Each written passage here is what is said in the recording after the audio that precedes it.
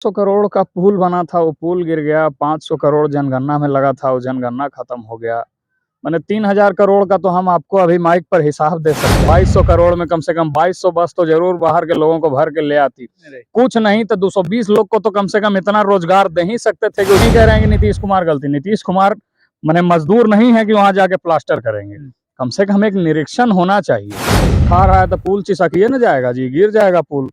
14 में गिरा है, 23 में गिरा है और 9 बरस बाद 32 में भी गिर जाएगा। जरा घुमा करके उधर दिखा दीजिए। बिहार में तो ऐसे ही सब बंद है, लेकिन ये सब चल रहा है। यहाँ तो भ्रष्टाचार पे अनडाउटेडली ध्यान होना ही चाहिए। और तमाम तरह की जो चीजें हैं, माने एक हथकंडा अपनाया गया।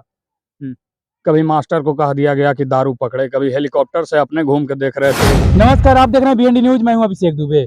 अभी मेरे साथ जो शख्स खड़े हुए हैं, एक खबरी अड्डा चलाते हैं, एक सोशल मीडिया प्लेटफॉर्म, और बेबाकी से अंदाज रखते हैं। रमणीक राज नाम है। सबसे पहले आपको बीएनडी न्यूज में स्वागत है भैया। बहुत बहुत धन्यवाद आपका। बात करेंगे, एक बिहार में एक पुल गिरा हुआ है, 1700 करोड़ का एक पुल गिरा हुआ है भागलपुर में। इस पर आप क्या कहिएगा? 1700 करोड़ का पुल बना था, वो पुल गिर गया। 500 करोड़ जनगणना में लगा था, वो जनगणना खत्म हो गया। मैंने 3000 करोड़ का तो हम आपको अभी माइक पर हिसाब दे सकते हैं। और यही जो हमारे मुख्यमंत्री महोदय हैं, ये कोरोना के टाइम पे बोले थे कि इनके पास पैसा नहीं है बस चलवाने के लिए और बाहर से लोगों को बस में भर के लाने के लिए। 2200 करोड़ हमारे सामने आंखों देखा बर्बाद हुआ है। ये 2200 करोड़ में कम से कम 2200 बस तो जरूर बाहर के लोगों को भर के ले आती। कुछ नहीं तो 220 लोग को तो कम से कम इतना रोजगार दे ही सकते थे कि वो जिंदगी भर कमाता खाता, बेचारा गुन गाता, कहता कि सरकार हमको कुछ दिया था। तो 2200 करोड़ ऐसा चीज ऐसा जगह पे लगा। हम इसमें भी नहीं कह रहे हैं कि नीतीश कुमार गलती। नीतीश कुमार मैंने मजदूर नहीं है कि वहां जाके प्लास्टर करेंगे। कम से कम एक निरीक्षण होना चाहिए। जाकर के किसी को भी देखना चाहिए कि क्या हो रहा है, नहीं हो रहा है। 500 करोड़ मैंने हमको नहीं लगता क्या औचित्य था जातिगत जनगणना पे लगवाने का। और भी स्टे लग गया, रोक लग गई। हाँ, रोक लग गया है। ये लोग नहीं जीत पाए तभी रोक लगा है। इनका पक्ष कमजोर था तभी रोक लगा है। इनका जब पक्ष कमजोर था और रोक लग गया है, यही चीज जब सब सामने से पहले बोल रहा था कि नहीं होना चाहिए, तब तो ये तानाशाह बन करके एक तरफा जो इच्छा था करवा रहे थे। 1750 करोड़ का पुल बनवाए, 500 करोड़ का ये हुआ, और भी बहुत सारा चीज है अभी बोलने पर आए। कुछ दिन पहले तो एक बार यही पुल गिरा था और फिर अभी गिरा हुआ है। इस पर भी तो सबसे बड़ा सवाल बनता है।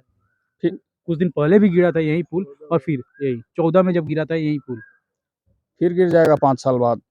बात ये है कि यहाँ लोगों के पास एम्प्लॉयमेंट है नहीं, रोजगार है नहीं। कुछ ना कुछ करेगा। घर चलाने के लिए बेचारा आदमी ठेकेदारी कर रहा है, दम भर खा रहा है। दम भर खा रहा है तो पुल चिसकिए न जाएगा जी, गिर जाएगा पुल। 14 में गिरा है, 23 में गिरा है और 9 बरस बाद 32 में भी गिर जाएगा। यानी पुल गिरते रहेगा। पुल गिर ही रहा है, गिरते रहेगा क्या। अब बिहार का हालात इसी प्रकार चलेगा। बिहार का जो हालात है वो सब तो आप लोग ज्यादा जानते हैं। बिहार में बैठ के आप लोग पत्रकारिता कर रहे हैं, हम क्या बोलें ज्यादा अब इस पे। तो बिहार में नीतीश कुमार का इस चीजों पर ध्यान नहीं होना चाहिए? भ्रष्टाचार जब हो रहा है तो अब नीतीश कुमार का ध्यान होना ही चाहिए। अब कौन कहेगा कि मुख्यमंत्री का ध्यान भ्रष्टाचार पर नहीं होना चाहिए? कैमरा जरा घुमा करके उधर दिखा दीजिए। बिहार में तो ऐसे ही सब बंद है, लेकिन ये सब चल रहा है। यहाँ तो भ्रष्टाचार पे ध्यान होना चाहिए कि नहीं होना ब्लेंडर का चाहिए। बोतल है, दारू का बोतल है कोई। हाँ, तो बिहार में तो बंदी है, तो वही कह रहे हैं भ्रष्टाचार पे अनडाउटेडली ध्यान होना ही चाहिए। और तमाम तरह की जो चीजें हैं, माने एक हथकंडा अपनाया गया। कभी मास्टर को कह दिया गया कि दारू पकड़े, कभी हेलीकॉप्टर से अपने घूम के देख रहे थे कि कहाँ कहाँ कौन कौन दारू बेच रहा है। अतैयो ब्लेंडर के बोतल आपका कैमरा के सामने है।